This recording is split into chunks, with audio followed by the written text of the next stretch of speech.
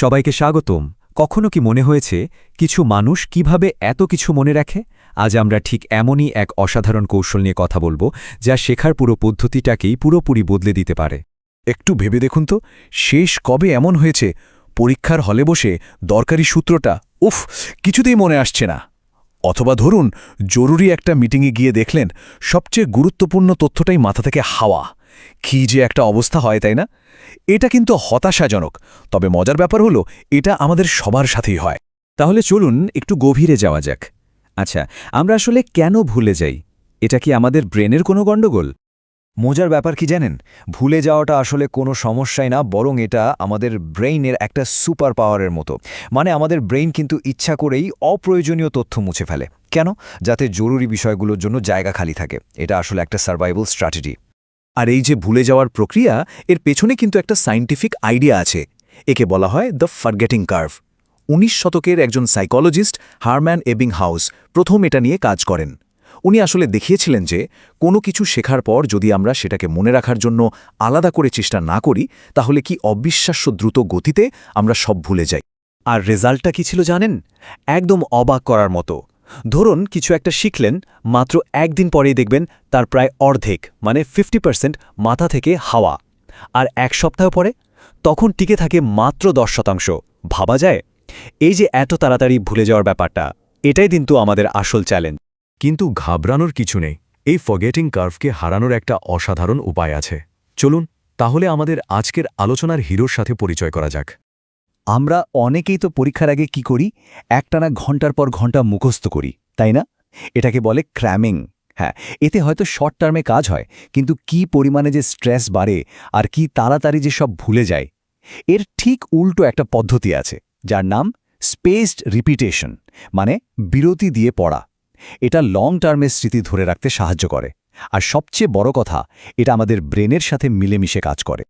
আচ্ছা, তাহলে এই স্পেসড রিপিটিশন জিনিসটা আসলে কি? সোজা কথায়, এটা এমন একটা টেকনিক যেখানে আমরা একটা জিনিস পড়ার পর কিছু সময় পর সেটাকে আবার ঝালিয়ে নেই। কিন্তু মজাটা হলো, এই ঝালিয়ে নেওয়ার মাঝখানের বিরতিটা আস্তে আস্তে বাড়তে থাকে। এর মূল আইডিয়াটা হলো, আমরা যখনই কিছু একটা ভুলতে শুরু করব, ঠিক তখনই সেটাকে একবার রিভিউ করে ভুলে যাওয়ার প্রক্রিয়াটাকে থামিয়ে দেওয়া। মানে আসল কথাটা হলো, ব্রেনকে জোর করে কিছু গেলানো নয়, বরং ওর যে একটা স্বাভাবিক ছন্দ আছে সেটার সাথে তাল মিলিয়ে চলা। এটাই কিন্তু এই পুরো সিস্টেমের ফিলসফি। ওকে, তো চলুন এবার দেখা যাক এটা ঠিক কিভাবে কাজ করে। এর পেছনের সায়েন্সটা কিন্তু বেশ ইন্টারেস্টিং। দেখুন, যখনই আমরা কোনো তথ্য একটু একটু করে ভুলতে শুরু করি, ঠিক ওই মোক্ষম সময়ে যদি একবার সেটাকে রিভিউ করে নিই, তাহলে আমাদের ব্রেইন একটা সিগন্যাল পায়। সিগন্যালটা কি?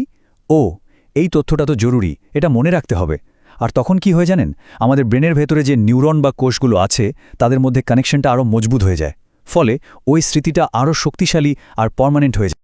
এই সিস্টেমটা এত ভালো কাজ করার কারণ হলো, রিভিউ করার মাঝখানের গ্যাপটা কিন্তু আস্তে আস্তে বাড়ানো হয়। যেমন ধরুন, প্রথমে একদিন পর রিভিউ করলেন, তারপর 3 দিন পর, তারপর হয়তো 1 সপ্তাহ পর, এভাবে চলতে থাকে।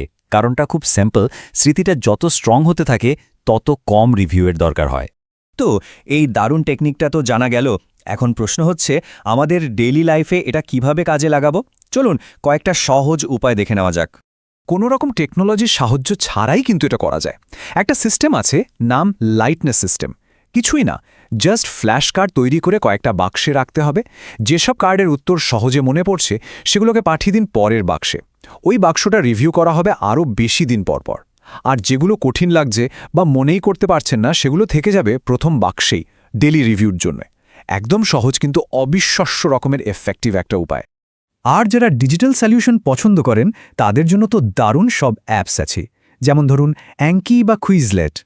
এই অ্যাপগুলো পুরো প্রসেসটাকে অটোমেটিক করে দেয়। মানে কখন কোনটা রিভিউ করতে হবে সেই শিডিউল নিয়ে আর মাথা ঘামাতে হবে না। অ্যাপ নিজেই ঠিক সময়ে ঠিক জিনিসটা সামনে নিয়ে আসবে। এবার চলুন একটু বড় ক্যানভাসে ভাবা যাক। এই টেকনিকটা কিন্তু শুধু বই পড়ার বা পরীক্ষার প্রস্তুতির মধ্যেই আটকে নেই।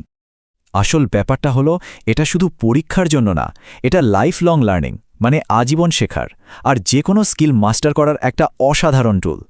একবার ভাবুন তো, এই পদ্ধতিটা কাজে লাগিয়ে একটা নতুন ভাষা শেখা, কিংবা গিটার বা পিয়ানোর মতো কোনো বাদ্যযন্ত্র বাজানোতে দক্ষ হওয়া, অথবা কোনো বই বা কোর্স থেকে পাওয়া জ্ঞানকে সারা জীবনের জন্য নিজের অ্যাসেট বানিয়ে ফেলা কতটা সহজ হয়ে যেতে পারে। এর সম্ভাবনা কিন্তু সত্যিই অসীম। আর এটা কতটা কাজের জানতে চান? অবিশ্বাস্য। রিসার্চে দেখা গেছে ঠিকঠাকভাবে স্পেসড রিপিটিশন ব্যবহার করলে শেখা জিনিসের প্রায় 90% পর্যন্ত লং টার্মে মনে রাখা সম্ভব। ভাবা যায় 90%? তাহলে আজকের এই আলোচনার শেষে একটা প্রশ্ন রেখে যাই, এমন কোন জিনিসটা আছে যা শুধু পরীক্ষার জন্য না, বরং সারা জীবনের জন্য মনে রাখতে পারলে ভালো হতো? এই উত্তরটা খুঁজে বের করতে পারলেই কিন্তু শেখার পুরো জার্নিটাই বদলে যেতে পারে।